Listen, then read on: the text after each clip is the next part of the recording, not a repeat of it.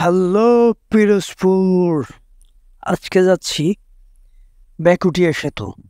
C office মোড় থেকে আমরা শুরু করব, বেকুটিয়া সেতুর যাত্রা শুরু করলাম। এখান থেকে মোটামুটি বেকুটিয়া সেতু 4-5 কিলোমিটার দূর।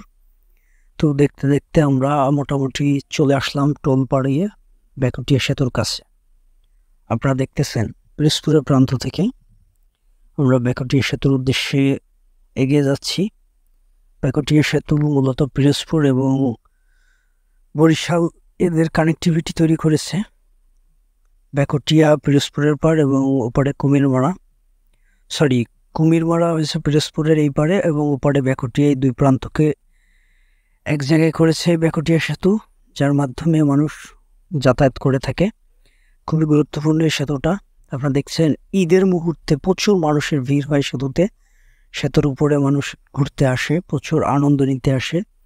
এটা আপনারা দেখতেই পাচ্ছেন, প্রচুর মানুষের একটা সমাগম হয়েছে এবং সেতুর নিচেও প্রচুর জায়গায় মানুষ ঘুরতে আসে। এখানে মোটামুটি আশপাশে অনেকগুলো গ্রাম, ইউনিয়ন এবং আশপাশের জেলা থেকেও বিভিন্ন জায়গা থেকে মানুষ আসে এই বেকুটিয়া সেতু ঘুরতে, উপভোগ করতে। এখানের পরিবেশটা, এখানে সৌন্দর্য এবং প্রচণ্ড রকমের বাতাস থাকে।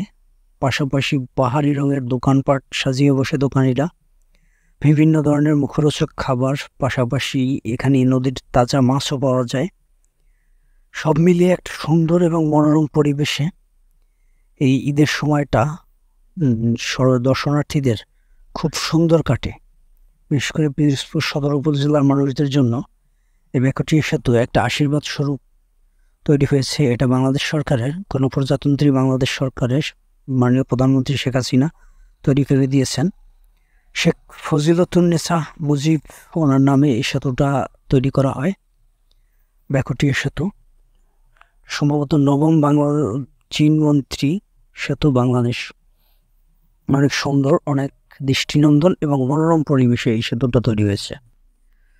এখানে আমাকেও দেখতে পাচ্ছেন, আমি মূলত এই শেষ বিকালের প্রকৃতিটা, সৌন্দর্যটা উপভোগ করতেছিলাম। পাশাপাশি ক্যামেরায় আপনাদেরকেও দেখাচ্ছিলাম যে একবারে শেষ বিকেলের মুহূর্তে, সন্ধ্যার আগ মুহূর্তে এই জায়গাটা কত সুন্দর। এরপরে সন্ধ্যার পরে দোকানগুলো আরও সুন্দরভাবে আলোকসজ্জায় সজ্জিত হয়ে ফুটে উঠেছে অনেক সুন্দর, অনেক মনোরম পরিবেশে। পুরো সেতুর নিচে এইটা বেকুটিয়া প্রান্তে, এইখানটাতে অনেক বেশি সুন্দর ছিল। প্রচুর মানুষ আসছে বিভিন্ন জায়গা থেকে এই জায়গাটাকে দেখতে, এখানের খাবার উপভোগ করতে, মনোমুগ্ধকর পরিবেশ উপভোগ করতে বিভিন্ন প্রান্ত থেকে পরিবার নিয়ে মানুষ এসেছে।